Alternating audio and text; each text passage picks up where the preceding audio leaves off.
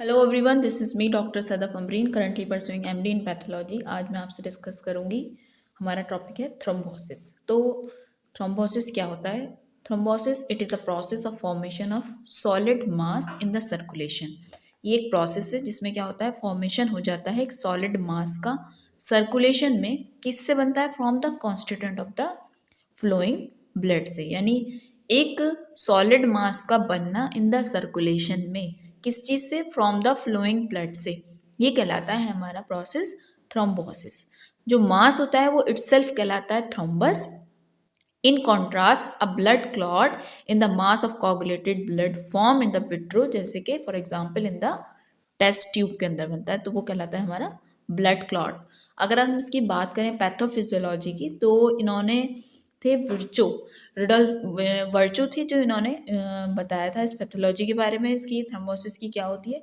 किसने एक्सप्लेन किया था? बाय द वर्चो ने किया था। उन्होंने एक ट्राइड दिया था जिसे बोला जाता है वर्चो ट्राइड। तो थ्रोम्बोसिस वर्चो ट्राइड क्या था? इन्होंने ये बोला था कि अगर एंडोथेलियल इंजरी होती है तो डायरेक्टली थ्रोम्बोसिस हो जाती है उसके रिजल्ट में, या फिर अगर एबनॉर्मल ब्लड फ्लो हो तो उसकी वजह से भी थ्रोम्बोसिस हो जाती है, या फिर हाइपर कोगुलेबिलिटी हो तो उसके रिजल्ट में भी थ्रोम्बोसिस होती है। ठीक है। या फिर ऐसा हो सकता है कि एबनॉर्मल ब्लड फ्लो हुआ, उसके रिजल्ट में हुई एंडोथेलियल इंजरी। ठीक है, एंडोथेलियल इंजरी होके थ्रोम्बोसिस हो गया, या फिर एंडोथेलियल इंजरी के रिजल्ट में हुई हाइपर कोगुलेबिलिटी, और हाइपर कोगुलेबिलिटी की रिजल्ट में हो गई थ्रोम्बोसिस। ठीक है। या फिर ऐसा हो सकता है कि एंडोथेलियल इंजरी हुई, एबनॉर्मल ब्लड फ्लो हुआ, एबनॉर्मल ब्लड फ्लो होके वो हाइपर कोगुलेटिविटी में चला गया, फिर हाइपर कोगुलेटिविटी की वजह से बन गया थ्रोम्बोसिस। यानी इनडायरेक्ट वे में ये एक दूसरे से रिलेट है। आपने मेजर जो इसके मेन कंपोनेंट है, एंडोथेलियल इंजरी के रिजल्ट में हो रही है थ्रोम्बोसिस। ठीक है, एबनॉर्मल ब्लड फ्लो की वजह से हो रही है, और हाइपर कोएगुलेबिलिटी की वजह से भी हो रही है। ठीक है, endothelial injury abnormal blood flow में कन्वर्ट होके थ्रोम्बोसिस कर सकता है, या एबनॉर्मल ब्लड फ्लो जो है एंडोथेलियल इंजरी में कन्वर्ट होके फिर थ्रोम्बोसिस भी डायरेक्टली कॉज कर सकता है। ठीक है, abnormal blood flow hyper coagulative में चला जाए, फिर वो जाके थ्रोम्बोसिस इस तरीके से कॉज कर सकता है। तो आपने याद रखना है ये सारे पॉइंट्स। अगर पैथोफिजियोलॉजी आपसे पूछी जाती है तो आपने बताना है कि किस तरीके से डेवलप होती है थ्रोम्बोसिस। तो ये सारे पॉइंट्स आपने याद रखना है। अब हम इसकी पैथोफिजियोलॉजी की थ्योरी देख लेते हैं। जैसे कि हमने पहले पॉइंट आपको बताया था, एंडोथेलियल इंजरी। जब इंटैक्ट एंडोथेलियम होती है तो उसके क्या क्या फंक्शन होते हैं, यानी हमारी जो एंडोथेलियम है जब वो इंटैक्ट होती है तो वो क्या क्या फंक्शन प्रोवाइड करती है हमें। ये प्रोटेक्ट करती है फ्लोइंग ब्लड को from the thrombogenic influence of the sub endothelium. ये हमें प्रोटेक्ट रखती है जो ब्लड हमारा फ्लो कर रहा है, ताकि उसके अंदर कोई भी थ्रोम्बोजेनिक इन्फ्लुएंस ना हो। ठीक है। उसके अलावा क्या काम करती है? इलेबोरेट करती है कुछ एंटी थ्रोम्बोटिक फैक्टर्स को, जैसे कि हेपेरिन लाइक सब्सटेंस है, थ्रोम्बोमोड्यूलिन है, इनहिबिटर्स ऑफ प्लेटलेट एग्रीगेशन है, और टिश्यू प्लाज्मिन एक्टिवेटर्स हैं। ये इनको इलेबोरेट करती है। हेपेरिन लाइक सब्सटेंस क्या करते हैं? ये एक्टिवेट करते हैं, एक्सक्लरेट करते हैं action of the anti thrombin second, and activate करते हैं कुछ अदर क्लॉटिंग फैक्टर्स को। क्या काम है इनका? जो हेपेरिन लाइक सब्सटेंस है ये क्या करते हैं? एंटी थ्रोम्बिन जो सेकंड है उसको एक्सेलरेट करते हैं, उसके अलावा कुछ और क्लॉटिंग फैक्टर हैं उनको भी ये एक्टिवेट करते हैं। ये थ्रोम्बोमोड्यूलिन क्या करता है? ये कन्वर्ट करता है थ्रोम्बिन को into activator protein C and anticoagulant. ठीक है। इनहिबिटर ऑफ प्लेटलेट एग्रीगेशन क्या काम करते हैं? जैसे कि एडीपेज हैं, PGI PG12 है, या फिर प्रोस्टासाइक्लिन है। ये सारे इनहिबिटर होते हैं प्लेटलेट एग्रीगेशन के लिए। टिश्यू प्लाज्मिनोजिन एक्टिवेटर क्या करता है? ये एक्टिवेट करता है, एक्सक्लरेट करता है फिब्रोनेलिटिक एक्टिविटी को। ये तो हो गया हमारा प्रोटेक्शन का काम। एक इसने किया प्रोटेक्ट हमारा ब्लड को, किससे? थ्रोम्बोजेनिक इन्फ्लुएंस से। दूसरा इसने कुछ रिलीज किया anti thrombotic factors.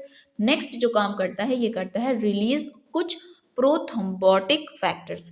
Prothrombotic factor कौन कौन से? जैसे थ्रोम्बोप्लास्टिन है, वॉन विलब्रांड फैक्टर्स हैं, प्लेटलेट एक्टिवेटिंग फैक्टर हैं, inhibitors of the plasminogen activator. भाई ये प्रोथ्रोम्बोटिक फैक्टर्स जो होते हैं, जैसे कि थ्रोम्बोप्लास्टिन है, या जिसे हम टिश्यू फैक्टर भी कहते हैं, ये रिलीज होता है कहाँ से? एंडोथेलियल सेल से होता है। वॉन विलब्रांड फैक्टर क्या करता है? एडहेरेंस करता है प्लेटलेट्स का टू द सब एंडोथेलियम। ठीक है। प्लेटलेट एक्टिवेटिंग फैक्टर्स क्या करते हैं? ये एक्टिवेटर होते हैं और एग्रीगेटर होते हैं प्लेटलेट्स के लिए। ये क्या करते हैं? एक्टिवेट करते हैं और एग्रीगेट करते हैं प्लेटलेट्स को। Inhibitors of the plasminogen activator ये क्या करते हैं, सप्रेस करते हैं फिब्रिनोलिसिस को। वेस्कुलर इंजरी जब होती है तो ये एक्सपोज कर देती है सब एंडोथेलियल कनेक्टिव टिश्यू को, जिससे क्या होता है, इनिशिएशन हो जाता है थ्रोम्बोसिस का। It also causes the vasoconstriction of the small blood vessels, जिसकी वजह से क्या होता है, ब्लड सेल जो होते हैं हमारे कम हो जाते हैं। तो बेसिकली मैंने आपसे बताया कि अगर हमारी एंडोथेलियल जब तक हमारी इंटैक्ट रहती है तो ये सारे हमारे फंक्शन प्रोवाइड करती है। वो क्या करती है, फ्लो नहीं होने देती ब्लड को, ताकि वहाँ कोई थ्रोम्बोजेनिक इन्फ्लुएंस ना बन जाए, ठीक है। इसके अलावा वो थ्रोम्बोटिक फैक्टर्स रिलीज करती है, एंटी थ्रोम्बोटिक। कौन कौन से, heparin like substance, thrombomodulin, inhibitor of platelet aggregation, platelet के एग्रीगेशन को जो इनहिबिट करते हैं, टिश्यू प्लाज्मिनोजन एक्टिवेटर। दूसरा इसका तीसरा काम होता है, प्रोथ्रोम्बिन फैक्टर्स रिलीज करती है।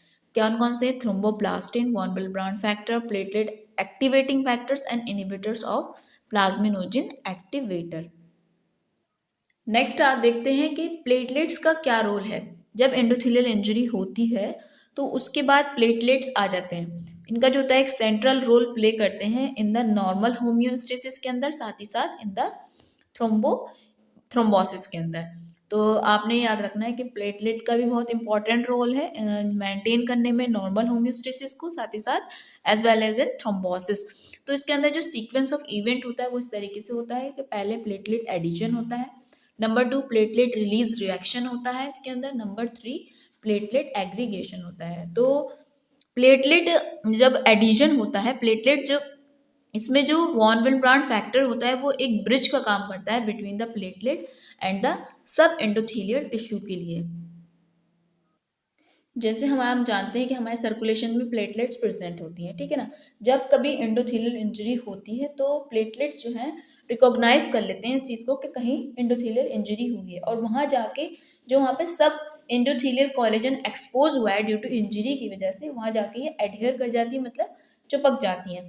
तो इस चीज़ को बोला जाता है प्राइमरी एग्रीगेशन। अब मैंने यहाँ लिखा कि वॉन विल्ब्रांड फैक्टर्स जो होता है ये ब्रिज का काम कर रहा है between the platelets and the sub endothelial tissue. तो ये वॉन विल्ब्रांड फैक्टर हमें क्योंकि चाहिए होता है, क्योंकि किस लिए चाहिए होता है, क्योंकि जो एडिशन होगा प्लेटलेट्स का एंड कोगुलेशन का, तो वो हमारा वॉन विल्ब्रांड फैक्टर की वजह से ही होता है। नॉर्मली जो नॉन एक्टिवेटेड प्लेटलेट होती हैं उनके अंदर होता है ओपन कैनालिकुलर सिस्टम, जिसके अंदर क्या होता है, साइटोप्लाज्मिक ऑर्गेनल्स होते हैं, जैसे कि ग्रैन्यूल्स हैं, माइट्रोकॉन्ड्रिया है एंड एंडोप्लाज्मिक रेटिकुलम है। ये क्या होते हैं, डिस्पर्स होते हैं through out the cytoplasm. During early जब एडिशन प्रोसेस चलता है तो देर इज यहाँ पे क्या होता है, डायलेटेशन होता है कैनालिकुलर सिस्टम का, साथ ही साथ वहाँ पे फॉर्मेशन होने लगता है सीडोपोड्स का, सीडोपोड्स के फॉर्मेशन होने लगता है, और क्या होता है, जो साइटोप्लाज्मिक ऑर्गेनल होते हैं वो शिफ्ट होने लगते हैं towards the centre of the cell. तो ये सारा पूरा जो मैंने अभी बताया ये आपका जाता है प्लेटलेट एडिशन के फंक्शन में। जो प्लेटलेट्स का रोल है प्लेटलेट एडिशन में वो यही है कि जैसे ही इंजरी होती है तो प्लेटलेट्स को पता चल जाता है कोई एंडोथेलियल इंजरी हुई है, ये फौरन लपक के वहाँ पहुँचती हैं। पहुँचने के बाद क्या करती हैं, ये एडहेयर कर जाती हैं, जमा हो जाती हैं वहाँ जाके, जो भी एंडोथेलियल सर्फेस सब एंडोथेलियल सर्फेस वहाँ एक्सपोज हुआ है उस जगह जाके चिपक जाती है, ठीक है। इसी चीज़ को बोला जाता है प्राइमरी एडिशन। अब ये जो वॉन विल्ब्रांड फैक्टर होता है ये चाहिए होता है, क्यों, क्योंकि एडिशन जो हो रहा है between the platelets and the sub endothelial tissue यानी कोलेजन के बीच में जो हो रहा है वो इसी के थ्रू होता है, ठीक है। नॉर्मली जो नॉन एक्टिवेटेड प्लेटलेट्स होते हैं उनके अंदर ओपन कैनालिकुलर सिस्टम होता है, साथ में उसमें साइटोप्लाज्मिक ऑर्गेनल्स भी प्रेजेंट होते हैं जो कि डिस्पर्स होते हैं, पूरे साइटोप्लाज्म में फैले हुए होते हैं। तो जब अर्ली एडिशन प्रोसेस शुरू होता है तो उसमें क्या होता है, वहाँ पर डायलेटेशन होता है, सीडोपोड्स बन जाते हैं, और साइटोप्लाज्मिक जो ऑर्गेनल है वो सेंटर की तरफ शिफ्ट होना शुरू हो जाते हैं। नेक्स्ट चीज़ जो आती है प्लेटलेट्स की, platelet release reaction. Platelet release reaction में के अंदर जब ये एक्टिवेटेड जो प्लेटलेट्स होती हैं वो उसके अंदर रिलीज रिएक्शन शुरू होती है, किसके जरिए, बाय द प्लेटलेट्स ग्रैन्यूल्स के जरिए, एंड ये जो होती है बाहर की तरफ रिलीज होना शुरू हो जाती हैं। तो इसके अंदर दो तरीके के ग्रैन्यूल्स रिलीज होते हैं, कौन कौन से, एक अल्फा ग्रैन्यूल्स होते हैं, एक डेंस बॉडीज होती हैं।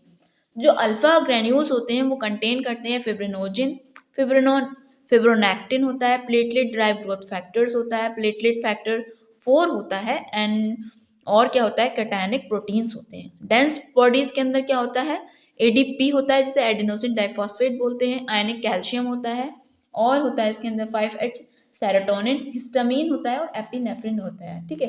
As a sequels to platelet activation and the release reaction, जो फॉस्फोलिपिड कॉम्प्लेक्स प्लेटलेट फैक्टर 3 रहता है वो एक्टिवेट हो जाता है, जो कि प्ले करता है important role in the intrinsic pathway of the coagulation. Next जो इसका फंक्शन होता है वो होता है प्लेटलेट एग्रीगेशन। प्लेटलेट एग्रीगेशन जब रिलीज होता है एडीपी, एडेनोसिन डाइफॉस्फेट, जब रिलीज होता है तो एक पोटेंट प्लेटलेट एग्रीगेशन एजेंट है। ये क्या करता है, aggregation of the additional platelet takes place होता है, इसी चीज को बोला जाता है सेकेंडरी एग्रीगेशन। तो इस तरीके से क्या होता है, फॉर्मेशन हो जाता है, वहां पे टेम्परेरी हीमोस्टेटिक प्लग बन जाता है, जबकि स्टेबल जो हीमोस्टेटिक प्लग होता है वो बनता है by the action of fibrin, thrombin and thromboxane A2। तो इसके रिजल्ट में क्या होता है, वहां पे टेम्परेरी तौर पे एक हीमोस्टेटिक प्लग बन जाता है और इसी को बोला जाता है सेकेंडरी एग्रीगेशन। जबकि जो स्टेबल हेमोस्टेटिक प्लग बनता है वो बनता है हमारा फिब्रिन से, थ्रोम्बिन से, थ्रोम्बोक्सिन A2 से बनता है।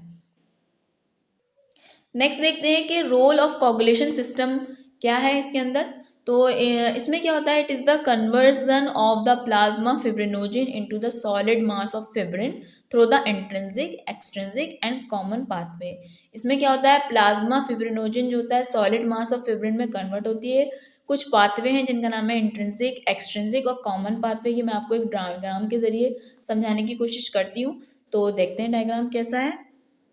जैसे कि मैंने भी आपको बताया कि जो कोगुलेशन सिस्टम होता है इसका मतलब ये है कि कन्वर्जन हो जाता है प्लाज्मा फिब्रिनोजिन का into the solid mass of fibrin, ठीक है। कोगुलेशन सिस्टम जो होता है इन्वॉल्व होता है दोनों ही हीमोस्टेटिक प्रोसेस के अंदर भी और थ्रोम्बस फॉर्मेशन के अंदर।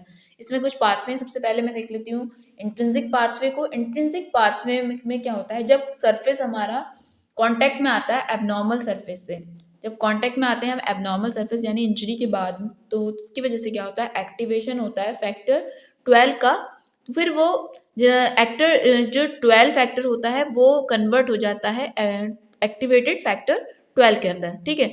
अब ये एक्टिवेटेड फैक्टर 12 जो होता है कन्वर्ट करता है फैक्टर 11 को इनटू एक्टिवेटेड फैक्टर 11 के अंदर।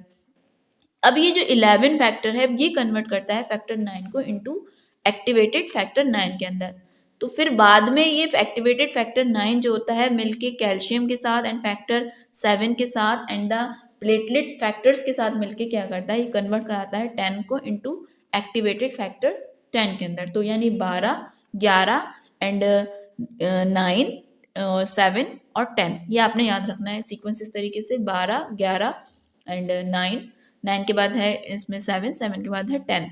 तो इस तरीके से इसके अंदर ये प्रोसीजर होता है। अब हम देखते हैं एक्सट्रिंसिक पाथवे के अंदर टिश्यू डैमेज जब होता है तो उसके रिजल्ट में क्या होता है, टिश्यू फैक्टर्स रिलीज होते हैं और साथ ही साथ क्या होता है जिसे हम थ्रोम्बोप्लास्टिन बोलते हैं। टिश्यू फैक्टर जब इंटरेक्शन होता है इसका फैक्टर 7 के साथ तो ये एक्टिवेट करता है फैक्टर 10 को इनटू एक्टिवेटेड फैक्टर 10 में कन्वर्ट कर देता है, जैसे कि इसने किया 10 को एक्टिवेटेड 10 में, और ये भी टिश्यू फैक्टर जो होता है फैक्टर 7 के साथ कैल्शियम के साथ मिलके 10 को एक्टिवेटेड 10 में कन्वर्ट कर देता है। कॉमन पाथवे में क्या होता है, कॉमन पाथवे बिगिन करता है जब जब दोनों इंट्रिंसिक और एक्सट्रिंसिक पाथवे कन्वर्ज हो जाते हैं, जैसे कि यहाँ भी आपको दिख रहा है कि दोनों आके यहाँ मिल चुके हैं, तो ये कहलाता है हमारा कॉमन पाथवे। कन्वर्ज हो जाते हैं एक्टिवेट करने के लिए टू फैक्टर 10 को, जो फॉर्म करता है complex with factor 5, activated 5 and the platelet factor 3 in the presence of calcium. तो इसको बोला जाएगा कॉमन पाथवे। ये जो होता है कॉम्प्लेक्स एक्टिवेट करता है प्रोथ्रोम्बिन फैक्टर्स को टू थ्रोम्बिन। ये क्या करता है, प्रोथ्रोम्बिन को थ्रोम्बिन में कन्वर्ट करता है। थ्रोम्बिन को कन्वर्ट करने के बाद क्या करता है ये, जो कि एक इन टर्न क्या करता है, कन्वर्ट करता है फिब्रिनोजिन को इनटू फिब्रिन के अंदर। अब ये प्रोथ्रोम्बिन को एक्टिवेटेड 10 फैक्टर जो था इसने कन्वर्ट किया प्रोथ्रोम्बिन को थ्रोम्बिन में। अब ये थ्रोम्बिन कन्वर्ट कराता है फिब्रिनोजिन को इनटू फिब्रिन में, ठीक है। फिब्रिन में कन्वर्ट कराने के, फिब्रिन क्या है, जो इनिशियल मोनोमेरिक फिब्रिन होता है वो पॉलीमराइज्ड होता है to form insoluble fibrin by the activation of factor 13। ये तो हुए हमारे तीनों factor intrinsic, extrinsic and the common pathway. एक चीज़ होती है कि कोगुलेशन सिस्टम का रेगुलेशन कैसे होता है, जैसे कि हम जानते हैं ब्लड जो होता है हमारा फ्लूइड स्टेट में ही रहता है नॉर्मली, तो coagulation system kept in check by controlling mechanism के जरिए, जैसे कि इसके अंदर प्रोटीज इनिबिटर होते हैं, फिब्रिनोलिटिक सिस्टम होते हैं, तो प्रोटीज इनहिबिटर जो होते हैं ये एक्ट करते हैं कोगुलेशन फैक्टर्स पे, ठीक है। सो इसकी वजह से क्या होता है, टू अपोज करने के लिए द फॉर्मेशन ऑफ थ्रोम्बिन, जैसे कि एंटी थ्रोम्बिन 3 है, प्रोटीन सी है, C1 है activator, and the alpha antitrypsin है, और अल्फा 2 मैक्रोग्लोबुलिन है।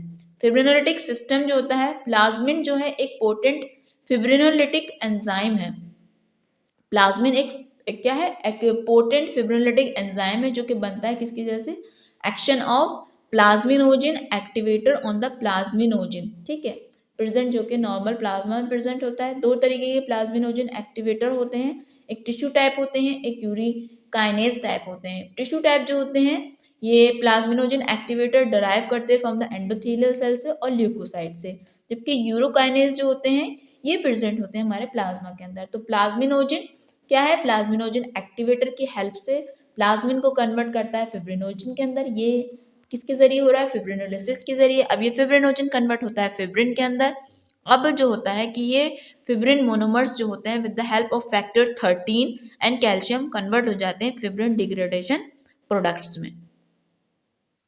जैसे कि मैंने अभी आपको बताया कि ब्लड इज कैप्ट रहता है फ्लूइड स्टेट में नॉर्मली, एंड कोगुलेटिंग सिस्टम जो होता है कैसे कंट्रोल रहता है, ये प्रोटीज इनहिबिटर के थ्रू और फिब्रिनोलिटिक सिस्टम के जरिए। प्रोटीज इनहिबिटर जो होते हैं एक्ट करते हैं कोगुलेशन फैक्टर्स पे अपोज करने के लिए the formation of thrombin, and fibrinolytic system जो होते हैं जिसमें प्लाज्मिन जो होता है एक बहुत ही पोटेंट फिब्रिनोलिटिक एंजाइम होता है जो कि फॉर्म्ड होता है किसकी वजह से, action of plasminogen activator on the plasminogen present होता है जो कि नॉर्मल प्लाज्मा में। ये भी दो तरीके के होते हैं, टिश्यू टाइप एंड यूरिकाइनेज टाइप, ये मैं आपको भी बता चुकी हूँ। नेक्स्ट देखते हैं कि अगर ब्लड फ्लो में अल्टरेशन हो जाता है तो क्या होता है। तो ब्लड फ्लो नॉर्मली आप ये समझिए कि जो नॉर्मल हमारा ब्लड फ्लो होता है वो लेमिनार होता है, यानी जो इस ब्लड का नॉर्मली ब्लड वेजल्स के अंदर जो फ्लो होता है वो जो फ्लो होता है किस टाइप का होता है, लेमिनार टाइप का होता है। सच एज द, इसमें क्या होता है कि प्लेटलेट्स जो होती हैं वो फ्लो करती हैं सेंट्रली, यानी मान लीजिए ये एक ब्लड स्ट्रीम है यानी ब्लड वेजल्स है, तो इसमें प्लेटलेट्स बीच में चलती हैं। ब्लड फ्लो जो होता है प्लेटलेट्स का बीच में सेंट्रली होता है इन द ल्यूमन वेजल्स के अंदर, एंड सेपरेट होती हैं from the endothelium by slow moving layers of the plasma. यानी आप ये समझें कि ये ब्लड वेजल्स हैं तो बीच में यहाँ चलती हैं प्लेटलेट्स, और इधर प्लेटलेट्स के ऊपर ये जो स्पेस खाली होता है यहाँ मान लीजिए अगर प्लेटलेट्स चलें, यहाँ पे एक free layers of plasma present होती है, इसके थ्रू ये मार्जिन से सेपरेट रहती हैं। तो अल्टरेशन क्या हो सकता है, टर्बुलेंस हो सकती है, स्टेसिस हो सकती है। टर्बुलेंस किस वजह से होती है, टर्बुलेंस कॉज करती है आर्टेरियल और कार्डियक थ्रोम्बोसिस। टर्बुलेंस की वजह से क्या होता है, आर्टेरियल थ्रोम्बोसिस होती है, कार्डियक थ्रोम्बोसिस होती है बाय कॉजिंग एंडोथेलियल इंजरी और डिसफंक्शन की वजह से। स्टेसिस कॉज करता है वेनस थ्रोम्बाई, ठीक है, इसमें मैंने बताया कि लैमिनार टाइप का होता है नॉर्मली। स्टेसिस एंड टर्बुलेंस से क्या होगा, देयरफॉर ये क्या करते हैं, प्रमोट करते हैं एंडोथेलियल एक्टिवेशन को, ठीक है, इनहेंस करते हैं प्रोकोगुलेंट्स एक्टिविटी को, ल्यूकोसाइट एडिशंस को, डिसरप्ट करते हैं लैमिनार फ्लो जो हमारा नॉर्मली चल रहा था उसको डिसरप्ट कर देते हैं। टर्बुलेंस हो जाए या स्टेसिस हो जाए तो ये नॉर्मल जो लैमिनार फ्लो था ये डिस्टर्ब हो जाता है, एंड ब्रिंग प्लेटलेट्स जो हो जाते हैं वो कांटेक्ट में आ जाते हैं एंडोथेलियम से। Prevent wash out and dilution of the activated clotting factor. Wash out और dilution of activated clotting factors को ये प्रिवेंट करते हैं by fresh flowing blood and the inflow of the clotting factors inhibitor. तो ये सारे जो प्रॉब्लम क्रिएट होती है ड्यू टू अगर हमारा ब्लड फ्लो जो नॉर्मल है वो उसके अंदर कोई ना कोई अल्ट्रेशन आ जाए। हाइपर कोगुलेबिलिटी ऑफ द ब्लड से क्या समझते हैं आप, इट में occur by the following changes in the composition of blood.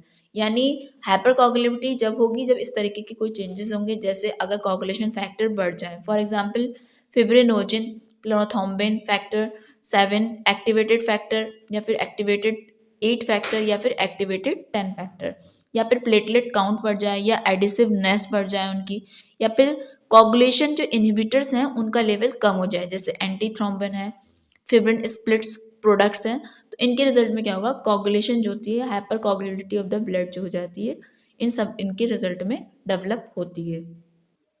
अब इसके लिए देखते हैं कि क्या प्रोडिस्पोजिंग फैक्टर हैं, क्यों ये डेवलप होती है थ्रोम्बोसिस। तो इसके कुछ जेनेटिक प्राइमरी फैक्टर और कुछ एक्वायर्ड जो सेकेंडरी फैक्टर है। तो जेनेटिक फैक्टर जैसे अगर डेफिशिएंसी हो एंटी थ्रोम्बिन की, या डेफिशिएंसी हो प्रोटीन सी और प्रोटीन एस की, या फिर डिफेक्ट हो जाए फिब्रिनोलिसिस के अंदर, या म्यूटेशन हो जाए फैक्टर 5 का, तो इस वजह से डेवलप हो सकती है। सेकेंडरी यानी एक्वायर्ड फैक्टर क्या है, कुछ रिस्क फैक्टर हैं, कुछ क्लिनिकल कंडीशन है जो कि प्रोडिस्पोज करती हैं थ्रोम्बोसिस को।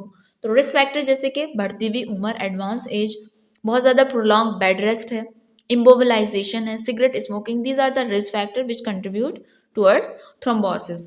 क्लिनिकल कंडीशन क्या क्या हो सकती हैं, जैसे कि कोई हार्ट डिजीज है पेशेंट को, जैसे मायोकार्डियल इंफार्क्शन है, कंजेस्टिव हार्ट फेल्यूर है, रेमेटिक हार्ट डिजीज है, कोई वल्वुलर हार्ट डिजीज है, ठीक है, वल्वुलर डिजीज जैसे कि एथेरोस्क्लेरोसिस है, एन्यूरिज्म है, वेरिकोसिटीज है, या फिर हाइपरकोएगुलेबल कंडीशन है जैसे कि पॉलीसाइथीमिया है, या फिर डिहाइड्रेशन है, नेफ्रोटिक सिंड्रोम है, या फिर डेसिमिनेटेड कैंसर्स हैं, तो इनकी वजह से भी डेवलप होती है थ्रोम्बोसिस। या फिर शॉक है, कोई टिश्यू डैमेज हुआ है ट्रॉमा की वजह से, जैसे फ्रैक्चर हुआ, बर्न हुआ, सर्जरी हुई, इन सब की वजह से टिश्यू डैमेज हुआ जिसके रिजल्ट में थ्रोम्बोसिस होगी।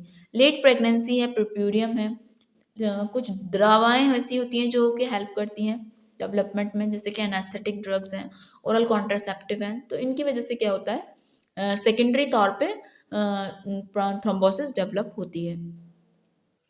अगर इसकी हम मॉर्फोलॉजी देखें तो ग्रॉसली हमें जो थ्रोम्बाई होते हैं वो अलग अलग शेप के होते हैं, साइज के, एंड कंपोजिशन उनका डिपेंड करता है upon the site of origin, वो कहाँ से ओरिजिनेट होके आए हैं। जो आर्टेरियल थ्रोम्बाई होते हैं वो वाइट और म्यूरल होते हैं, वेनस थ्रोम्बाई रेड और अक्लूसिव होते हैं, मिक्स्ड और लैमिनेटेड थ्रोम्बाई जो होते हैं उसमें अल्टरनेट वाइट और रेड लेयर्स प्रेजेंट होती हैं जिसे बोलते हैं लाइन ऑफ ज़ैन। और जो रेड थ्रोम्बाई होते हैं वो सॉफ्ट होते हैं, रेड होते हैं, जेलेटिनस होते हैं। वाइट थ्रोम्बाई जो होते हैं वो फर्म होते हैं और पेल होते हैं। ये आपने याद रखना है कि लाइन ऑफ ज़ैन कहाँ मिलती हैं, जब मिक्स्ड और लैमिनेटेड थ्रोम्बाई के अंदर जो अल्टरनेट वाइट और रेड लेयर्स होती हैं उसी को इन्होंने ये नाम दिया है। माइक्रोस्कोपिकली अगर देखते हैं तो जो लाइन ऑफ ज़ैन होती है वो फॉर्म करती है by the alternate layers of the light staining aggregate platelet at mixture जब हो जाते हैं with the fibrin mesh and the dark staining layer of the red cell, उसके रिजल्ट में लाइन ऑफ ज़ैन बनते हैं। जो रेड वेनस थ्रोम्बाई होते हैं वो ज़्यादा होते हैं, अबंडेंट उसके अंदर रेड सेल, ल्यूकोसाइट, प्लेटलेट्स इनरैप्ट होते हैं इन द फिब्रिन मैशवर्क के अंदर। जो रेड थ्रोम्बाई होते हैं उनके अंदर रेड सेल ज़्यादा होते हैं, ल्यूकोसाइट और प्लेटलेट्स। अब जब थ्रोम्बस फॉर्मेशन हो जाता है तो उसके रिजल्ट में क्या क्या होता है, फेट्स क्या क्या होते हैं थ्रोम्बस के, तो उनके रिजल्ट में होता है रेजोल्यूशन, ऑर्गेनाइजेशन होता है, प्रोपोगेशन होता है और थ्रोम्बो इम्बोलिज्म। तो एक एक को देखते हैं और डिस्कस करते हैं। तो रेजोल्यूशन से क्या मतलब है, रेजोल्यूशन का मतलब है थ्रोम्बस एक्टिवेट करता है फिब्रिनोलिटिक सिस्टम को, विद कॉन्सिक्वेंटली रिलीज कराता है प्लाज्मिन, जिसकी वजह से क्या होता है, डिसॉल्व हो जाता है थ्रोम्बस और completely result in the resolution, वापस मतलब सब सेट हो जाता है। क्यों, थ्रोम्बस ने क्या किया, थ्रोम्बोलिटिक सिस्टम को एक्टिवेट किया, वहां से प्लाज्मिन रिलीज हुआ जिसने जाके थ्रोम्बस को डिसॉल्व कर दिया, जिसकी वजह से रेजोल्यूशन हो जाता है। नेक्स्ट आता है हमारा ऑर्गेनाइजेशन। अगर थ्रोम्बस जो होता है रिमूव नहीं होता तो वो ऑर्गेनाइज होना शुरू हो जाता है। सबसे पहले फेगोसाइट अपीयर करते हैं and begin to phagocyte the fibrin, and fibrin और सेल डेब्रिस को फेगोसाइज करना शुरू करते हैं। ये प्रोटीलिटिक एंजाइम लाइब्रेट करते हैं by the like leukocytes and endothelial cell, वो स्टार्ट करना शुरू करते हैं डाइजेस्टिंग कोआगुलम को। प्रोटीलिटिक एंजाइम क्या करते हैं, डाइजेस्ट करना शुरू करते हैं कोआगुलम को। कैपिलरी ग्रो करती है into the thrombus from the site of its attachments, ठीक है, एंड फाइब्रोब्लास्ट स्टार्ट करना शुरू कर देते हैं इन्वेडिंग द थ्रोम्बस, एंड इसकी वजह से क्या होता है, फाइब्रोवैस्कुलर ग्रैनुलर टिश्यू जो होते हैं फॉर्म हो जाते हैं, वो कवर्ड होते हैं by the endothelial cell. Thrombus इस तरीके से क्या होता है, वो एक्सक्लूड हो जाता है फ्रॉम द वैस्कुलर लीमन और वो बन जाता है पार्ट ऑफ वेसल वॉल का। तो जो न्यू वैस्कुलर चैनल जो होता है इसके अंदर जो होता है वो एबल होता है रीस्टैब्लिश करने के लिए ब्लड फ्लो को, इसे ही बोला जाता है रीकैनलाइजेशन। न्यू वैस्कुलर चैनल जो हुआ इसके अंदर वो एबल होता है रीस्टैब्लिश, दोबारा से इस्टेब्लिश करने के लिए ब्लड फ्लो को, इसे बोलते हैं रीकैनलाइजेशन। तो आपने क्या समझा, ऑर्गेनाइजेशन कब होता है, जब थ्रोम्बस हमारा रिमूव नहीं कर पाता तो वो ऑर्गेनाइज होना शुरू हो जाता है। सबसे पहले फेगोसाइट आते हैं वहाँ पे, वो आके क्या करना शुरू करते हैं, फेगोसाइटोज करते हैं, फेगोसाइट्स करते हैं सेल डेब्रिस को और फिब्रिन को। कुछ प्रोटीलिटिक एंजाइम रिलीज होते हैं ल्यूकोसाइट से और एंडोथेलियल सेल से, वो डाइजेस्ट करना शुरू करते हैं कोगुलम को। कैपिलरीज ग्रो होती हैं थ्रोम्बस के अंदर, कहाँ से, from the site of its attachment से, एंड फिब्रोब्लास्ट जो होते हैं वो स्टार्ट हो जाते हैं इन्वेट करना थ्रोम्बस में। जो फाइब्रोवेस्कुलर ग्रैनुलेशन टिश्यू होते हैं वो बन जाता है फिर एक, और उसके बाद वो होता है कवर्ड हो जाता है एंडोथेलियल सेल से, और थ्रोम्बस इस तरीके से एक्सक्लूड हो जाता है वेस्कुलर ल्यूमेन से, और वेसल वॉल का वो पार्ट बन जाता है। प्रोपोगेशन में क्या होता है, जब थ्रोम्बस इनलार्ज कर जाता है, में enlarge in size due to the more and more deposition की वजह से। प्रोपोगेट मतलब जब थ्रोम्बस जो होता है साइज बढ़ना शुरू हो जाता है मोर एंड मोर डिपोजिशन की वजह से, from the constituent of the flowing blood की वजह से। इस तरीके से वो अल्टीमेटली कॉज करता है ऑब्स्ट्रक्शन ऑफ सब इम्पॉर्टेंट वेजल्स का। नेक्स्ट आता है इसका जो फेट है वो थ्रोम्बो एम्बोलिज्म है। The thrombi in the early stage and infected thrombi are quite friable and may get detach from the vessel wall. Early stage में थ्रोम्बाई जो होते हैं और जो इन्फेक्टेड थ्रोम्बाई होते हैं वो क्या होते हैं, डिटैच हो जाते हैं फ्रॉम द वेजल वॉल से, and this are released in part and completely in the blood stream. इनका कोई एक पार्ट या ये पूरे ही रिलीज हो जाते हैं ब्लड स्ट्रीम में एज इम्बुलाई के फॉर्म में, जिसकी वजह से क्या होता है, कुछ इल इफेक्ट प्रोड्यूस होते हैं at the side of their, जहाँ पे वो जाके लॉज करते हैं। अब इनकी वजह से क्लिनिकल इफेक्ट्स क्या होते हैं, क्लिनिकल इफेक्ट इनकी वजह से होते हैं कार्डिक थ्रोम्बाई बन सकते हैं, अगर अगर कार्डिक थ्रोम्बाई बनेंगे तो आर्टेरियल थ्रोम्बाई बन सकते हैं, वेनस थ्रोम्बाई बन सकते हैं, कैपिलरी थ्रोम्बाई बन सकते हैं। तो ये इनके क्लिनिकल इफेक्ट होते हैं। जैसे कार्डिक थ्रोम्बाई जो होते हैं वो लार्ज थ्रोम्बाई होते हैं इन द हार्ट के अंदर, जिसकी वजह से सडन डेथ हो सकती है। किसकी जगह से वजह से सडन डेथ होगी, तो मैकेनिकल ऑब्स्ट्रक्शन हो जाए ब्लड फ्लो में, या फिर थ्रोम्बोएम्बोलिज्म हो जाए to the vital organ. Arterial thrombi जो होते हैं इस्चेमिक नेक्रोसिस कॉज करते हैं, जिसकी वजह से वहाँ पे गैंग्रीन डेवलप होती है, सडन डेथ हो जाती है अगर थ्रोम्बोसिस हो जाती है कोरोनरी आर्टरी के अंदर। वेनस थ्रोम्बाई जिसे फिलम्बो थ्रोम्बोसिस बोला जाता है, इनकी वजह से क्या होता है, जब वेन में थ्रोम्बस बन जाएगा तो इनकी वजह से कुछ इफेक्ट्स देखने को मिलते हैं, जैसे thrombo embolism, oedema of the area drain, ठीक है, पुअर वुंड हेलिंग देखने को मिलती है, स्किन अल्सर्स बन जाते हैं, पेनफुल थ्रोम्बोज्ड वेन देखने को मिलती है, ठीक है, पेनफुल वाइट लेग हो जाते हैं due to the iliofemoral venous thrombosis in the postmortem cases के अंदर। थ्रोम्बोफिलिबाइटिस माइग्रेन्स इन कैंसर्स में डेवलप होते हैं। इसके अलावा अगर कैपिलरी थ्रोम्बाई बनते हैं तो कैपिलरी थ्रोम्बाई माइक्रोथ्रोम्बाई होते हैं इन द माइक्रो सर्कुलेशन, जिसकी वजह से क्या हो सकता है, डीआईसी मतलब डिसेमिनेटेड इंट्रावेस्कुलर कोगुलेशन डेवलप हो जाता है। तो in this way I try to explain the thrombosis, उसकी पैथोफिजियोलॉजी क्या होती है, कितने क्या क्लिनिकल फीचर्स होते हैं उसके अंदर, क्या प्रोडिस्पोजिंग फैक्टर्स हैं, क्या जेनेटिक फैक्टर्स हैं, ठीक है, क्या उसकी मॉर्फोलॉजी है। मैंने ये ट्राई करा आपको एक्सप्लेन करने की कोशिश की। अगर आपको मेरा वीडियो अच्छा लगा है तो आप इसको लाइक करें, मेरे चैनल को सब्सक्राइब करें और मेरे वीडियो को अपने दोस्तों के साथ शेयर करें। फिर मिलते हैं आपसे नेक्स्ट वीडियो के अंदर, जब तक के लिए thank you so much for watching my video. Thank you so much. Subscribe करें।